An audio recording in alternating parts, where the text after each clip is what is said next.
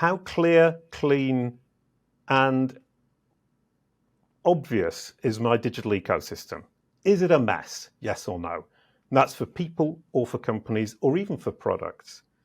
And if you think that it's perfect, think again, check it, start cleaning it up.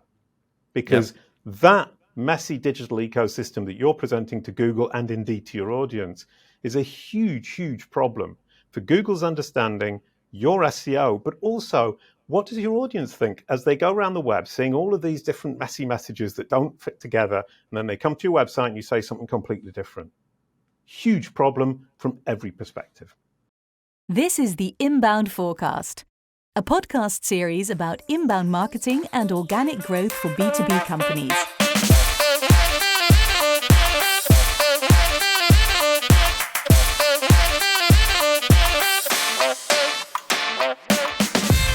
Here's your host, Gerald Arcus. Hi Jason, welcome to my show. We are talking today about branded SEO. But before we start, maybe you can give a short introduction of yourself. Yeah, hi Joe, lovely to see you. Thank you for having me on the show.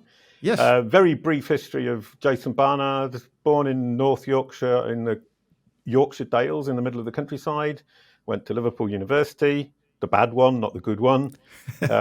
Went to Paris, learned to play the double bass, joined a punk folk band, moved to Mauritius in the Indian Ocean, created a cartoon for kids with my daughter, with my ex-wife, created a TV series that my daughter acted in. My wife, my daughter, and a friend of ours did all the voices. Then moved back to France, became a digital marketer, specializing in brand SERPs and knowledge panels. So and when I Google you, I see a lot of different things, not only SEO. Yeah. Yeah, and it's been a huge advantage in my career, my latest career, in that I specialize in what Google shows when your audience Googles your name or your brand name. Yeah. And it all started because when you Googled my name, it came up with the punk folk musician, the Blue Dog. And I wanted it to come up with Jason Barnard is a professional digital marketer that you want to work with. Yep. And so I set about changing the way that Google presented me. And it took me about 3 months, and 10 years later, I'm still working on it. I'm still enjoying it. And that's the astonishing thing. As an experienced SEO, I thought 3 months job done. And it was. I mean, it was pretty good. But after 3 months, I suddenly realized how much deeper this rabbit hole is, how much more you can do, and how incredibly influential the brand SERP is on the rest of your digital ecosystem. And now with entity SEO, the knowledge panel becomes incredibly important as well. So I've now come to the conclusion, focusing on your brand SERP, what Google shows when your audience Googles your name or your brand name, and your knowledge panel, basically mean you build up an astonishingly good digital marketing strategy and an astonishing SEO strategy by default. Yeah, and it's a very interesting niche. I think you're one of the only ones, right? I think I'm the only one, actually. Yeah, I don't know another person who's doing this. Yeah, I think a lot of people do it from a perspective of online reputation management. And that's when you get a problem, something bad on your brand SERP, you freak out and you try and get rid of it, and you pay $10,000 a month to get rid of it for a year, and it still doesn't disappear. Because the people who are doing that come from PR and legal. And I'm coming at it from SEO. So basically, I'm communicating with Google, educating Google. So we at Kalicube can do it much more effectively and make sure that Google represents your brand narrative. So it's proactive ORM when you don't actually have a reputation problem, but you want to make yourself look more credible to your audience when they Google your brand name or your personal name, but also make sure Google thinks you're great. If Google is showing bad results or imperfect results even on your brand SERP, it's misunderstood you. It doesn't think you're as credible as you think you are. Work to convince it. And this podcast is for B2B companies, and it's about organic growth. And I think for a lot of B2B companies, SEO is very important, but for a lot of them, it's mainly branded. So I think for my audience, this is very interesting because they all see, well, maybe SEO is responsible for, let's say, 50% or 60% of all the leads. But I think in a lot of cases, 90% of that is branded. Yeah, I mean, especially in B2B, people won't do business with you until they trust you. And they don't trust you until they've researched you. And to research you, they're more than likely going to Google your brand name and probably the name of the founder or the CEO or other people within the company. So building up that trust, building up that confidence is incredibly important. And one thing that strikes me is we use Google as users because we trust it. So if Google gives its stamp of approval by giving you a knowledge panel, giving you a great brand cert, your users, your audience are going to be really impressed. And that is really, somebody said this to me the other day, tighten up the bottom of the funnel with a great brand cert. I think in a lot of cases for B2B, there's a lot of demand generation and building a brand.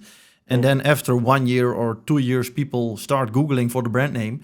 And then I think they want a confirmation of what they already think of the company. And if the result is very bad and they see things they don't want to see, maybe they don't want to do business with the company.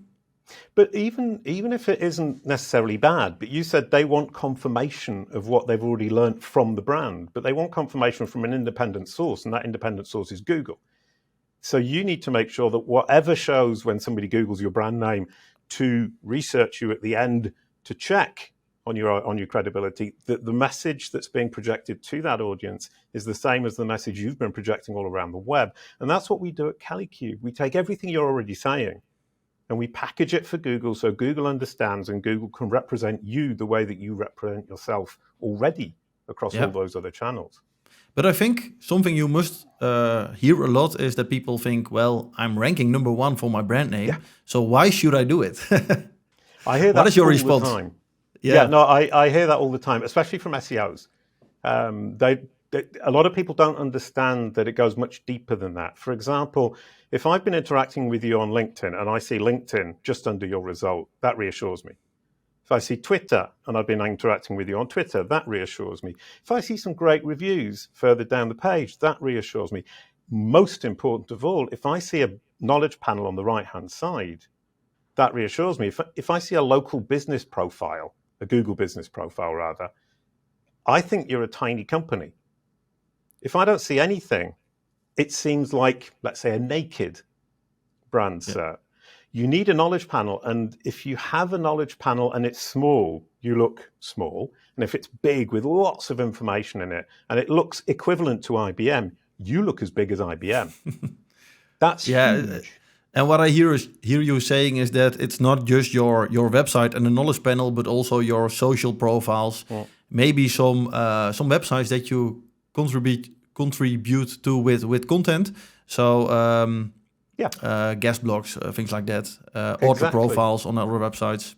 And then who does Google associate you with? If you look at the knowledge panel again, or even entity boxes on the left-hand side, if I'm a person, which I am, and it puts Cindy Crum, Joost de Valk, Kevin Indig, then I'm immediately associated with other well-known SEOs. If it puts my mother or my sister, I look like a family person with no professional ties. Google will try to put what it finds most relevant there. So you have two things. Number one is, what company does Google think you keep as a company and as a person? i.e., who does it associate you with? Who are the best equivalents? We call them at Kalicube entity equivalents. And we work super hard to figure out who are your entity equivalents, i.e. same industry, same entity type, same geo region. Maybe we should do one step back and start with what is an entity? What do you mean with an entity? An entity is a thing. It's a named thing. So I am an entity, Jason Barnard. There are multiple Jason Barnards around the world. Each one is a named entity and each one is specific. You are an entity. This show is an entity. My company, Kalicube, is an entity. And Google is looking to understand the world like humans do by looking at things and saying, I recognize that thing. I recognize that specific thing. And I can associate it with other specific things. So the fact that I've been on this show, it means there's a relationship between Jason Barnard and Gerald Arquez. Is that right for the name? That's right. And there is therefore an indirect relationship between Kalicube and Gerald Arquez. And Google is understanding the world that way. It's called a knowledge graph. And if we want to win the Google game today, we need to approach Google from that perspective, educating it about who we are, what we do, and which audience we serve, but getting it to understand like a human would, rather than getting it to count words in a page. Indeed. Yeah. I have an SEO background myself, but I think a lot of the listeners of this podcast are more broad B2B marketers. If you have to give them examples of B2B entities that you can think of. So you mentioned a few, people, companies, podcast, maybe a service or a product that you sell? Yeah, an interesting thing is, Kalicube is an entity, it's a company. Yeah. Google associates Kalicube with Jason Barnard because I'm the owner and founder and CEO. It associates us with WordLift, who are an Italian company that we work with. We have a partnership with them. They build knowledge graphs for companies. It associates us with Authoritas because we have a partnership with them. It associates us with Yoast because we've worked with them in the past. It associates me with Rand Fishkin. But what do you do to check the associations? We have a tool in Kalicube where we use our algorithms to understand how Google's algorithms map the world, as it were. So Google has multiple ways we can do this, one of which is just looking at the Google results and analyzing the ones that we know represent knowledge against those that represent keyword counting. And the other is using Google's Knowledge Graph API, which we record every day. We record about 700,000 entities every day from Google's Knowledge Graph, and we have that data going back 7 years. So we know how Google's Knowledge Graph has evolved, how its understanding of the world has evolved. And I can imagine that Google wants as many sources as they can get to get maybe confirmation that an entity is really the entity they think that it is. So can you compare it a bit maybe with link building, that you can always get more and be a stronger entity? Yes, in the sense that you can build more and be a stronger entity.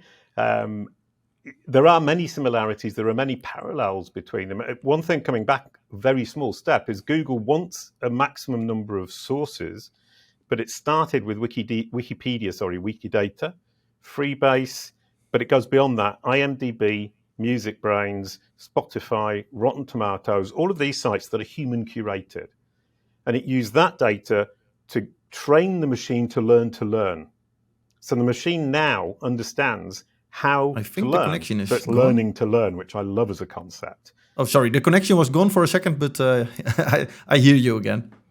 So the machine is learning to learn using Wikipedia, Wikidata, Crunchbase, IMDb, Spotify, MusicBrainz as the foundation. But now it's learning from incredibly niche, authoritative, trustworthy sources on a per entity basis. So the sources for me would be different to the sources to you, even though we're more or less in the same industry. But that's the huge... Oh, sorry.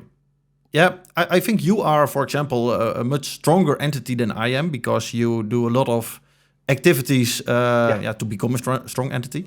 But can you measure that? Do you have a KPI to check how strong of an entity I am and how strong you are? Yeah, we've got a couple of measurements. We started off with Google's own Knowledge Graph API measurement, but that's very limited from multiple perspectives. It isn't because the Knowledge Graph, you aren't in the main Knowledge Graph, that it hasn't understood you. It understands you to a certain level, but you have to be at a particular level to get in there. So you can't, using that system, measure the entities that aren't quite there yet. But not quite being there yet doesn't mean to say you're not in the game. So we have another KPI internal to Kalicube that we measure using all of the different data points that we've got to measure how strong you are, and we can build you up step by step from being not understood at all, or a little bit understood, to being incredibly well understood. And as you said, incredibly confident in that understanding in Google's mind. And I think one thing that most people in entity SEO, most people dealing with entities in Google underestimate is that understanding is one thing. Getting the knowledge panel, easy. Getting the knowledge panel to stick, filling it with information, very difficult. Because it all depends on confidence. It can understand me, but how confident is it in that understanding? And it's the confidence that will drive your control over what appears in the knowledge panel and what appears on the left-hand side in your brand SERP. And it also heavily influences how well you're going to perform in SEO over the next few years, because SEO is more and more topic focused. So when I say Google needs to understand confidently who you are, what you do, which audience you serve, that which audience you serve is topicality. What you offer is what you can offer them, what you can propose to them, and who you are. Are you a credible solution as a company or a person? That's fundamentally important. And what we've seen at Kalicube is we've built up an FAQ section about our core topic, which is brand SERPs, knowledge panels, Google's algorithms. And we can outrank Neil Patel. We can outrank Search Engine Journal, and we have no links. That's very interesting. The no link part. Yeah. So, I mean, it comes back to what you were saying earlier on. Relationships between entities becomes a pseudo link. So what you're also saying is that becoming a strong entity, it's like link building. It's a way to become an authority, to get more authority without getting links. Yeah, and the thing about a link is you can point to it and say that's a link. The thing with understanding and confidence in understanding Google's understanding of relationships is sometimes it will be a mention, sometimes it will be a link, sometimes it will be an association that it makes. But so it becomes much more philosophical and very difficult to measure and track. And at Kalicube, we actually have a tool that tracks all of this, of course. We can't track it perfectly because you can't track what's inside Google's, let's say, brain, which is its knowledge graph, or multiple knowledge graphs in actual fact. But you can measure the associations it's making and to what point they are sticking. And that's an important point, is that an association it makes today can die very quickly. Some associations start, stick, and grow. And some start, fade, and die. And you've got to be really careful to focus on the ones that are going to grow or that have grown. And our system of entity equivalence is to say, who are your competitors? Same entity type, same geo region, same industry. We'll track them and we'll figure out which of their relationships are growing, which ones are fading, and we'll focus on those that are growing for you. Yeah.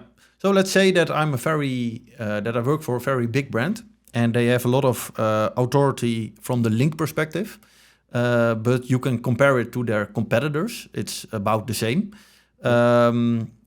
When you already have a big authority, it can be very hard to keep increasing it. Mm-hmm. So what would you say to SEO specialists who are thinking of that, but they can also spend their time on this part? Because I think most companies haven't done this part yet. Where can they get more ROI?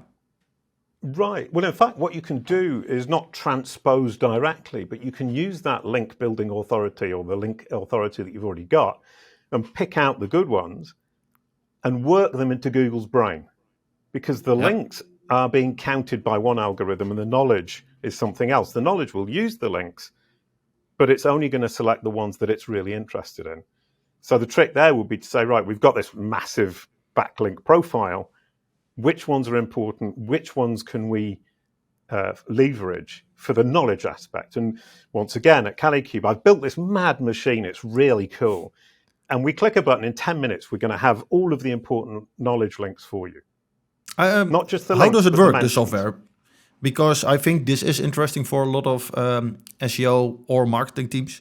And I don't think a lot of them are already using it. So how can I start? How does it work? What is the pricing?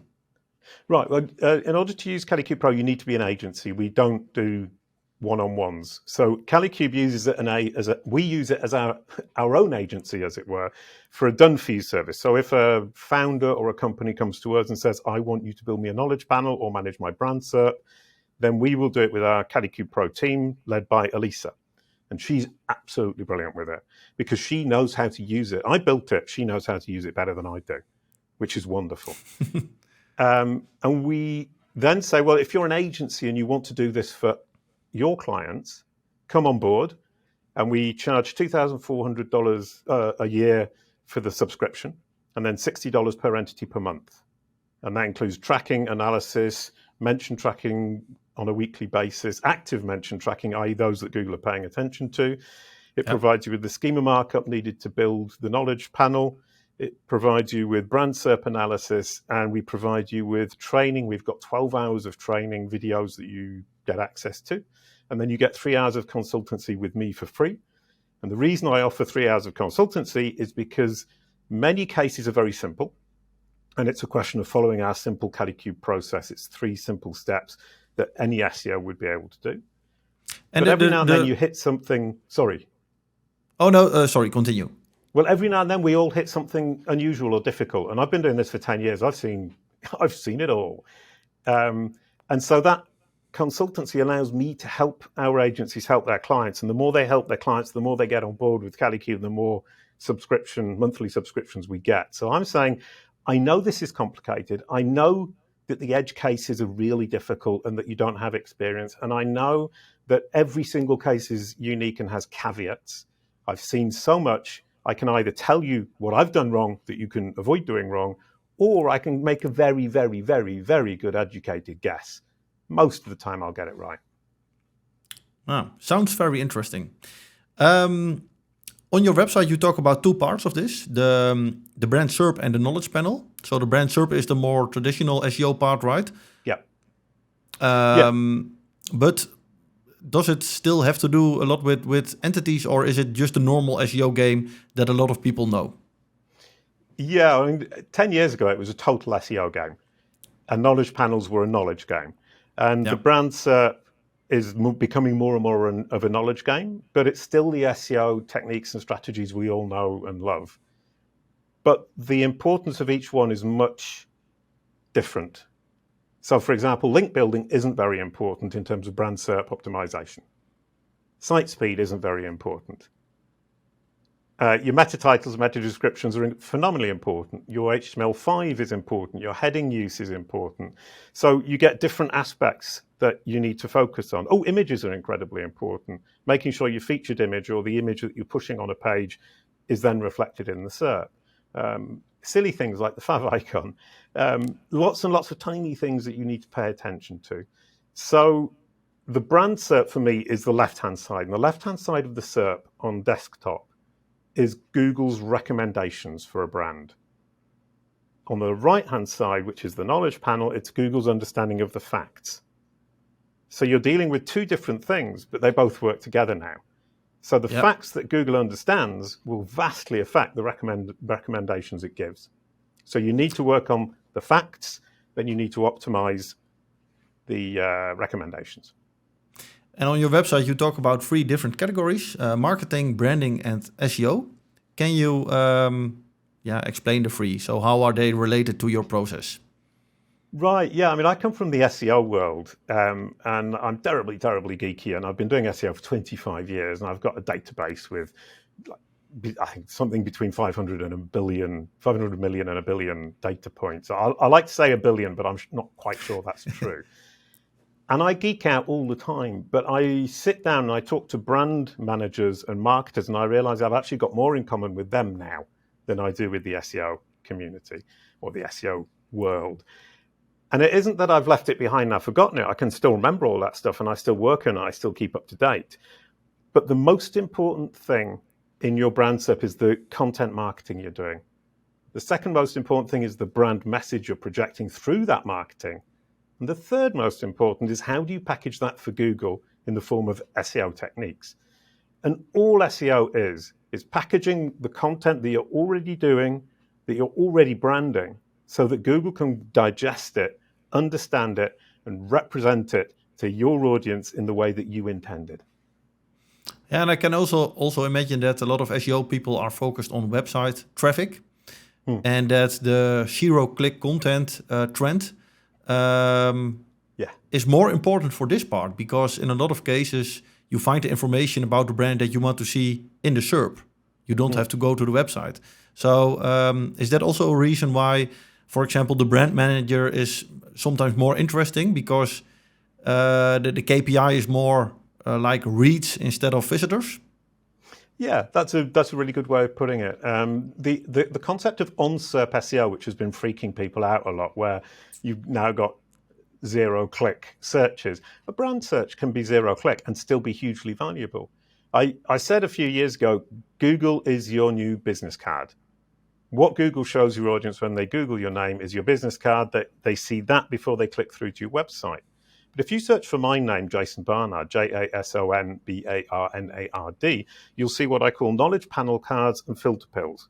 And the knowledge panel cards are big cards of information about me, with images, with text, with my age, with my partner, with a huge photo of me, even a video of me. And then just above that, you've got filter pills where it says overview, songs, education, music groups, music albums, TV shows. And if you click on them, it gives you a different set of Google results about my TV shows, for example. That's navigation. That's your mini website on Google. Yep. Google is moving to become the website for the brand or the personal brand. And we're moving there very, very, very, very quickly. So we've gone from Google as a transitor of traffic to your website to Google is your business card that pushes the traffic to your website, the people to your website, to Google is actually now your website.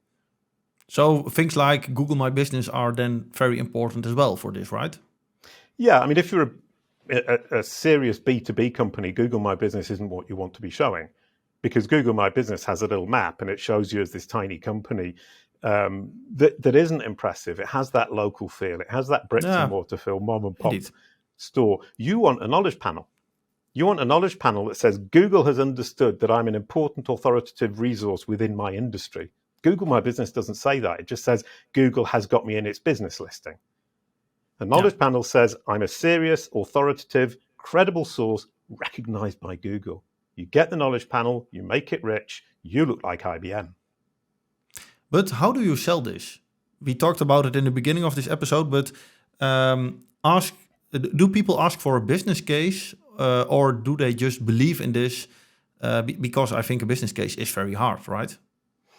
We've got actually quite a lot of different cases. We've got a PR agency in New York who use it to basically do our ORM. But they also use it to do press relations. They wanted to get articles for an American footballer, so we built up a template of what an American footballer brand SERP looks like and what their knowledge panel looks like. Then we built up a template of which news sources are talking about American footballers. Then they got the article, they built the brand SERP, they got the knowledge panel. It was absolutely delightful. We then have ORM agencies who are using it for problematic results in Google. And rather than trying to create lots of articles to drown the content, they're using my concept of leapfrogging, which is take the great content underneath and push it up. And when you push it up, obviously it pushes the other stuff down. That's a much better technique. It's a much better strategy, and it improves your digital ecosystem generally, as well as getting rid of the bad results. Then you have entity SEO people who want to build entities because they want to build the entity, and on that entity, they can then build their SEO strategy. We have WordLift who use it, and WordLift build internal knowledge graphs. And the idea there is they build a cornerstone entity, the company and the founder, and then we push that into the knowledge graph, and then we can take the entire knowledge graph of the entire site and push that into the knowledge graph on the back, piggyback on the founder and the company, the cornerstone entities. But I think then you measure for the company if they become an entity or not, or how strong the entity is. But you can't measure, you can't attach it to revenue, right? Or to conversions. I think that part is not possible. No, that's a hugely difficult part. In terms of online reputation management, you can show results.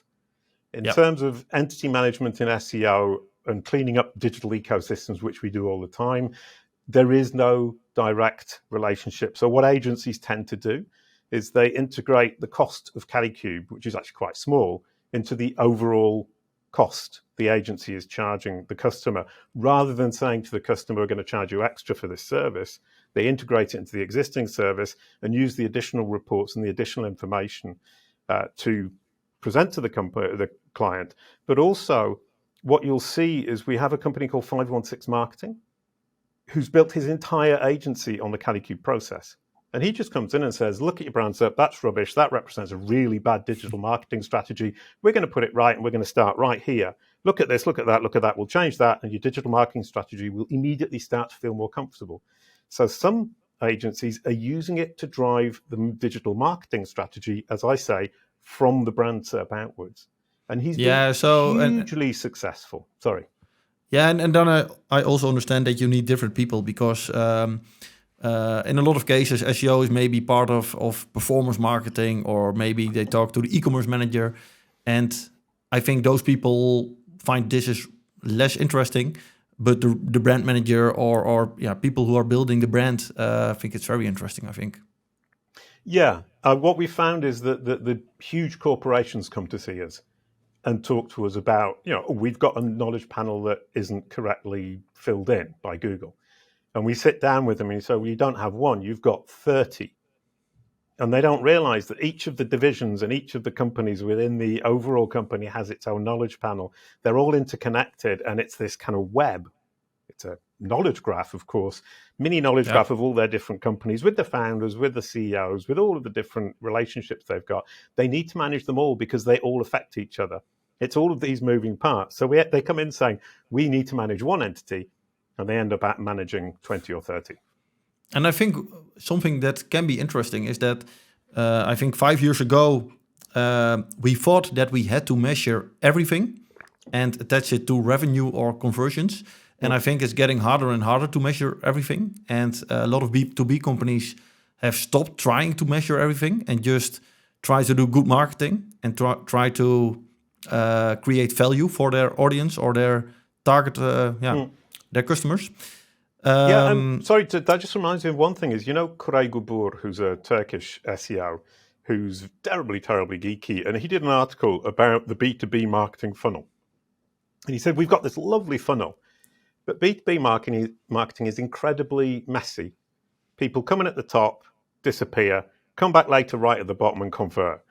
Other people come in at the top, the boss of the company, for example, sees something, forgets about it for 6 months, remembers it 6 months later for another reason, tells somebody in the company to research it, who then hits the middle of the funnel straight away, goes to the bottom, and then they convert. So the first person who saw it isn't the one who converted. Somebody comes right into the bottom, then goes to the top, then comes in the middle, so on and so forth. And he's right. The one thing they all do at some point is Google your name.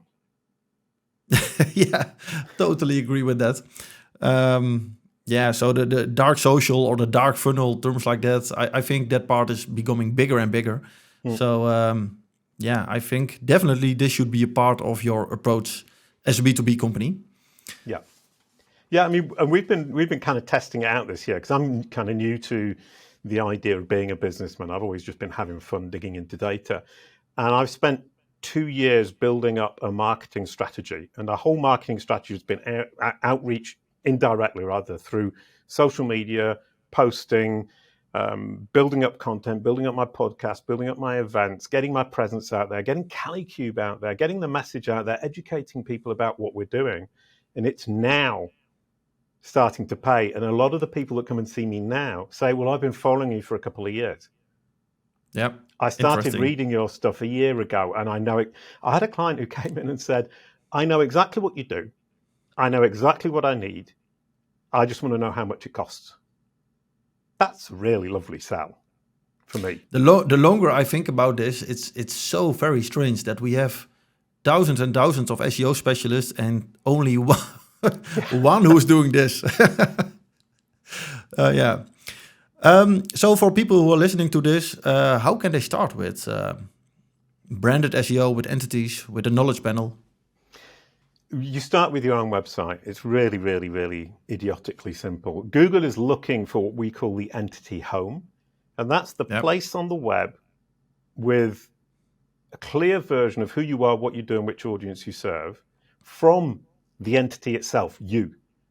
And it sounds strange, but Google's actively looking to find that place where it can compare all the other information it finds in a fragmented format all over the web. It brings it all together and it says, well, here's what I think this company looks like. Here's what I think they do. Here's what I think their audience is. Then it compares it to what you say, and think about your website. Do you state that clearly? The answer is almost certainly no. A question about that part. How important is structured data for that? It's very important, but it isn't strictly necessary. What happens is that the structured data will present that message to Google in its native language. We'll call it the native language because Google can digest it natively. It can also understand your web page. So if you've got an about page with an incredibly clear description that says who you are, what you're doing, which audience you serve, Google will understand it because it's smart. If you then add structured data that confirms it, it will be increasingly confident about that understanding. So that about page, rather than saying our mission statement is to make the world a lovely flowery place with beautiful rainbows and butterflies, you've got to say, we are a company who, boof. Yeah. We serve this set of clients with this credibility, with these other partners. So you state it all factually. That's your about page. It's not your home page. It's your about page. And if Google has that solid understanding from you about you, it can then start to build that understanding and build its confidence in that understanding. And that not only triggers a knowledge panel, but it also builds up your brand SERP, because the more it understands about who you are, what you offer, and which audience you serve, the better it can present those offers, that description of yourself, to the audience who are Googling your name. And I think also... Sorry. Oh, sorry. No, Continue. it's okay. I wasn't going to say anything interesting. Also for EEAT, this might be very important. Absolutely huge. I think people are missing the boat, and it's a real pity, because EEAT, experience, expertise, authority, and trustworthiness, is absolutely huge in the industry. And people are saying, well, how can I build my EEAT? How can I get double EAT up to 3 times, 4 times? But they don't stop to consider, if Google doesn't understand who you are, it can't apply the signals. So you can build up all the EEAT you want in the world. If it doesn't understand explicitly who you are, it cannot apply them at full force. Your best hope is that it can guess who you are, and it will apply them in a dampened manner. So if you're building up EEAT, which is your credibility, let's say, you have to make sure that Google understands explicitly who you are, so that you don't waste all of those efforts. Yeah. And back to the structured data part, I can remember when I started using structured data, I was looking at the schema.org website, and I saw a lot of schemas that Google isn't using, but that you can use. You can mark up every sentence in your text. Is there something you would advise for, let's say, just your About Us page to give a very, very, very strong signal of what you are doing? Or just the basic ones, so the organization and maybe your reviews and products and things like that? Videos. Yeah, that's a great question, because we all get the shiny new toy and we want to do everything possible with it immediately. And you're right, Google doesn't use all of it. But in fact, nobody really knows which parts Google understands now, because the algorithms are machine learning. So what they've learned over the last 3 or 4 years, who knows? Not even the engineers truly know what it's learned. So which parts it's using and which parts it isn't is hugely debatable. Hugely difficult to know, because there's also the distinction between what is it using for rich features in the SERP, which is explicit use that they've programmed in by human beings, and which does it recognize algorithmically, and that's 2 very different things. So you can look at Google's documentation all you want. What it says in the documentation is about what they're using explicitly for SERP features, as opposed to what the algorithms are understanding. And the second thing is, if you go too far, you confuse the machine. If it hasn't understood, or if it hasn't, if you're using Google's native language that it can digest natively, if you use words in that language it doesn't understand, you're effectively speaking another language. So you want to stick to the stuff that's relatively simple, and you want to stick to the stuff, at least for your About page, that disambiguate. But I think they should understand everything that is on the schema.org website, right? They might. It would be able to digest it, but would it be able to use it and understand it, or would it just create additional confusion? For me, if we come back, I mean, all of that we don't really know, and all we can do at Kalicube is say our data shows that these aspects really help, and these ones don't make much difference. Yeah. And one thing knows doesn't make any remarkable difference that we've ever seen. Date of birth. That makes a huge difference. Place of birth, huge difference. Nationality, huge difference. So you want to look at the ones that disambiguate you as a person or you as a company from everybody else. Yep. You also need to use things like, knows about is actually much more powerful than knows, because it's suggesting a topicality. So you want to go through and look at it and say, which ones make sense for me? Awards make sense if you've won recognized awards. It doesn't make sense if it was your primary school golden slipper for the best dancer in the 10-year-old show. Indeed. Can you share a few tactics for people who want to start? Yeah, I would start with my homepage, not the About page. Not because I think it's more important, but because it's the thing that appears right at the top. And I'll give you two huge examples. Number one is Coca-Cola. Search for Coca-Cola. It says the Coca-Cola bottle is a trademark of the Coca-Cola company, because their homepage just has a big image with that at the bottom as a copyright. That's awful branding. I search for Coca-Cola, it just says that. That's appalling. It doesn't make me feel closer to Coca-Cola. It makes me feel further away. And the other one is Amazon, who for years and years and years and years and years, their meta title on their homepage was cheap books, hi-fi, bicycles, audio, and more. And literally a year and a half ago, they changed it to Amazon, pay less, smile more. That's a good brand message. That's what the homepage is for. It's not for ranking for cheap books. It's there for ranking for your brand name, to make sure that your audience, who be they existing clients or prospects, think, yes, I really want to stick with this company, or I really want to do business with this company. Smile more, pay less. Boom. It took Amazon over 20 years to figure that out. I think a lot of SEO people like the homepage because, of course, it has the most authority, so it's easy to rank for some very important keywords, but maybe it should be always secondary to your brand name, right?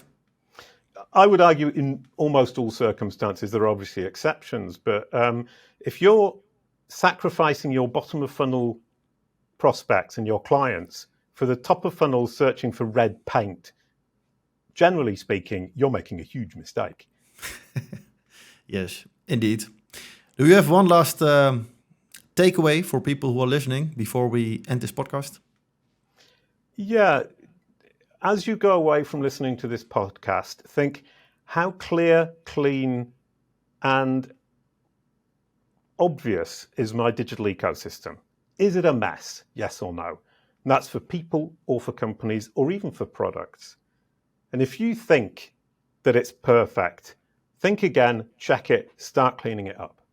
Because that messy digital ecosystem that you're presenting to Google and indeed to your audience is a huge, huge problem for Google's understanding your SEO, but also what does your audience think as they go around the web, seeing all of these different messy messages that don't fit together, and then they come to your website and you say something completely different.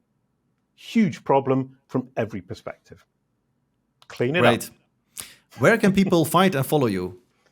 Well, you can find me by searching my name, Jason Barnard, JasonBarnard. Lovely thing about the personal brand SERP is it's my business card. You get to choose how you interact with me through my own website, through my LinkedIn, through my Twitter, through my company, through my articles on Search Engine Journal, or just investigate me, research me through my knowledge panel. And for my company, Kalicube, Kalicube, search it and you will see all of the offers we have, the reviews, the great client feedback we've got, the different aspects of our company, Kalicube Pro, the consulting, the book, the courses. We've got a whole academy. All of that is present on our brand SERP, and it's up to you to choose which one you delve into. Do you have Dutch agencies who use it? Because I think a lot of the listeners of this podcast are Dutch and they work at a B2B company, so they have to find an agency, of course. Or can they... Yeah, I don't think they can directly contact you to use the software, right? Yeah, well, they can contact us and we can put them in contact. We have one Dutch agency and we can put them in contact with them. We have also done few services, although we don't speak Dutch. The Kalicube Pro platform functions on any Latin lettered language, so Dutch is fine for us. But always remember that Google functions primarily in English. However much it says it's language agnostic, it isn't. But if you're purely Dutch, you can work purely in Dutch. I've done it for French companies, purely in French. But if you can work on both, it's great. We can help you, or we can put you in contact with an agency who can help you. Great. Thanks a lot. Thank you so much, Gerald. Have fun. Bye-bye. Yes, bye. Thanks for listening to the Inbound4Cast. And don't forget to subscribe on YouTube or in your favorite podcast app.